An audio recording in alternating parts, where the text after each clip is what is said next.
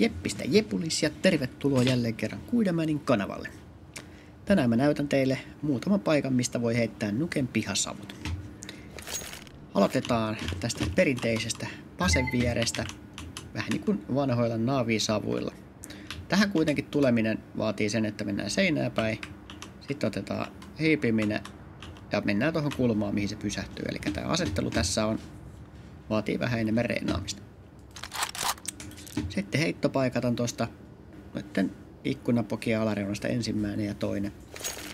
Ensimmäisestä heitetään heitto ja toisesta forward jump rope, ja tällä saadaan nopea perus pihasavu aikaiseksi Nukeen.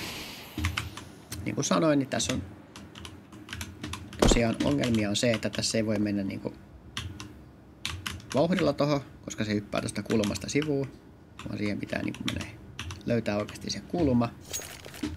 Ja sen jälkeen toinen ongelma tässä on se, että jos kaveri tästä droppaa sen savun noin, niin se yleensä valuu muualle kuin missä tämä heittopaikka on, jolloin on vielä hitaampaa, jos joutuu uudestaan tulemaan tämän paikan hakemaan.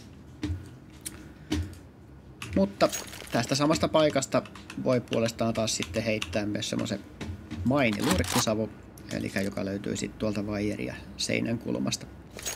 Ja hyvä kompo, jos tästä pääsee kaikki kolme heittää, eli tuolta hyppyheitto, ensimmäisen ikkunan alareunasta hyppyheitto ja sitten vielä seuraavasta forward jump rope. Ja mä näytän tuohon mainin kulmalla tulee tommonen, se peittää ton oven, tommonen tippuva savu, joka sitten paikkaa ton pienen käpin myös tuossa ekan savun alussa.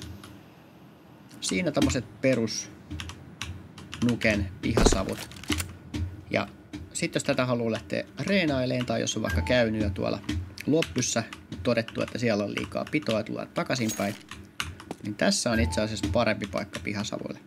Koska tässä on se, että kun tähän mennään heittelemään näitä savuja, niin ne pysyy paremmin niin kuin tavallaan savuttajan tuossa jaloissa. Ei haittaa, vaikka se pyörii vähän uloskin, koska se tulee tuosta kyytiin.